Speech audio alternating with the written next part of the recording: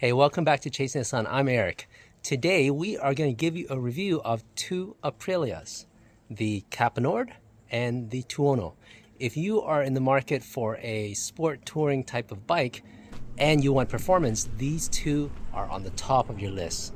But although they're both sport touring, they are quite different, and in this video we're going to give you a review and give you a full detail of what we like and what we don't like about each.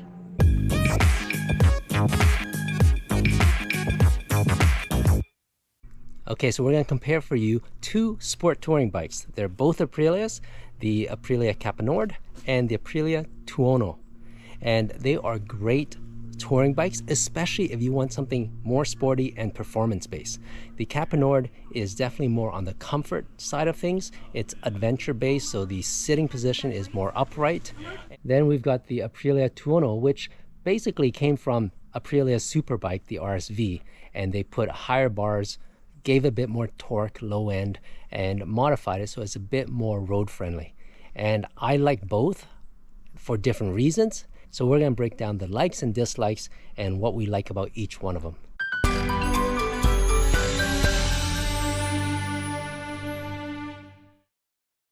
In terms of general specifications, the Tuono has 175 horsepower, the Aprilia has 125, and in terms of torque, the Tuono has 121 Newton meters versus the Caponord at 114 Newton meters. The Caponord is a V-twin 1200cc, and the Tuono is a V4 1100cc.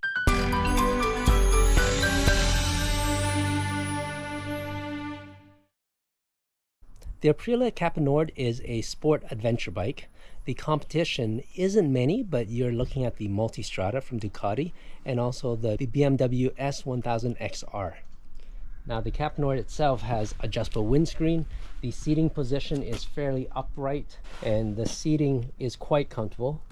It has bags, but Jorg didn't bring them today, but basically they just clip on over here. So that's a nice option.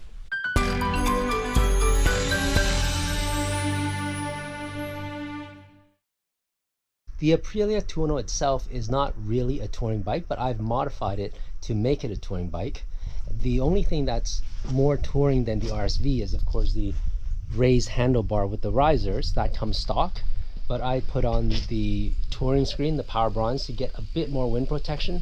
This is the highest I can find. I would still like a bit more wind protection, a bigger screen, but unfortunately there's no one making it for the Tuono. It does help though compared to the original. And then also what I did was I have saddlebags, soft saddlebags. So Jorg and I actually, he helped me fabricate this. We designed it together and he helped me fabricate it. You can check that out in this link of how we made these. They're basically aluminum metal plates that just help to push the saddlebags away from the side. So I can tour with the saddlebags, plus of course a tank bag, and the seat is still stock. This seat surprisingly is actually not too bad. I'm good for about a 6-hour day on these seats before I start to feel a bit uncomfortable. What I like about the Tuono is of course the performance, especially in the twisties. It is such a beautiful machine. It handles so well. A lot of power, a lot of torque, a lot of speed, and the handling is just amazing. So I put up with the lack of windscreen and wind protection. And you put some saddlebags on there and you're good to go touring.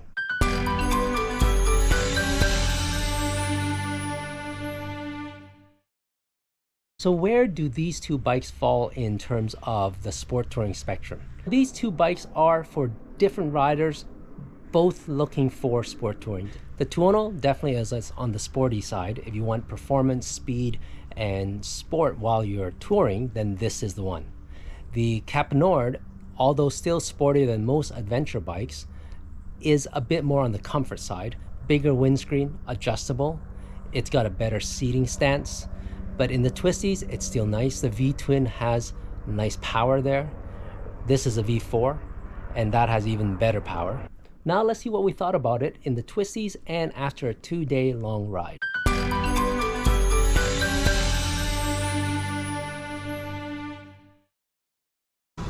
Two Aprilias, one not really a touring bike, but I made it a touring bike because it's so good, and one is an adventure touring bike.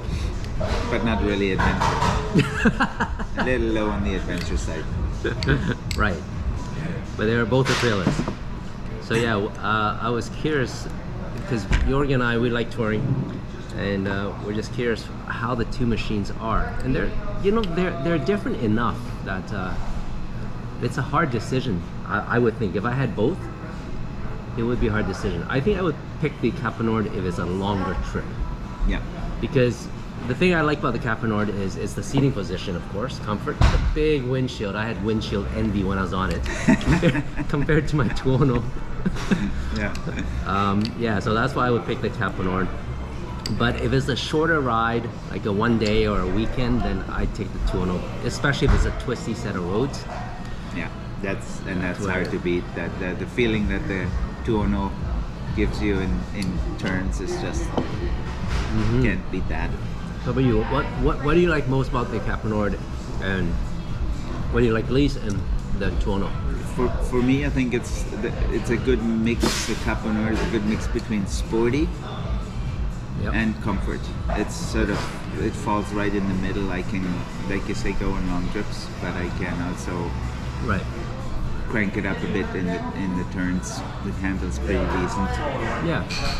Well, what I like about it is it's sportier than like the GSs and the V-Stroms and those other adventure bikes. So it's still sport bias. Yeah. But it's still comfortable. And the look. I like it's one of the better looking sort of, not dual sports, but bikes. Yeah. Yeah, I'd say it's right up there with the Multistrada. They're probably competitors, right? Yeah. What do you like least about the Caponord? And it's so tall because I'm a short guy. I'm 5'4", and I tippy toe. I really tippy toe on it, so it'd be nice. I could have it 2 inches lower. I think that would be really nice. So that's what you like least. It's actually not too bad, but you know, I came from my Hyper, which is like even taller.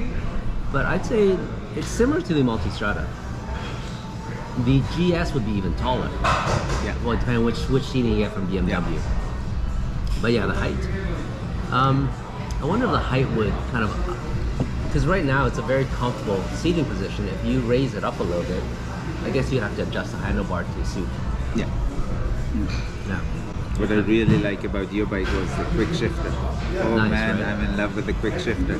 That is just so silky. It just goes through all the gears. On my BMW, it's not nearly as smooth as that Aprilia shifter. Holy, yeah, that is really nice. Yeah. Now yours is a 1200 V twin. Yeah. Mine's a 1100 V4. Power-wise, I think you have more on the low end. Yeah. Well, I couldn't believe your Tuono. The power on it? Man, it pulls. When it pulls, it just pulls. Yeah. It's that's one of the things I love about it. Just like power on demand. The amount of it, like when on mine, I can feel, you know, there's lots of torque in the bottom, but then you start running out a bit. That Tuono, it just won't stop. It's relentless. It's awesome. You know, on my BMW RS, I was thinking, oh, this is enough horsepower. I think I have like 125 on it. And the 175 on the Tuono is way too much. But the luxury of having it on demand whenever you want it, that's actually the beauty of it. It's a lot of fun. Yeah. It's a lot of fun. Not saying that you'll use it all, but just having it there available. I think that spoils you. Yeah, and my Caponord has 125 horsepower, so yeah, obviously there's a difference.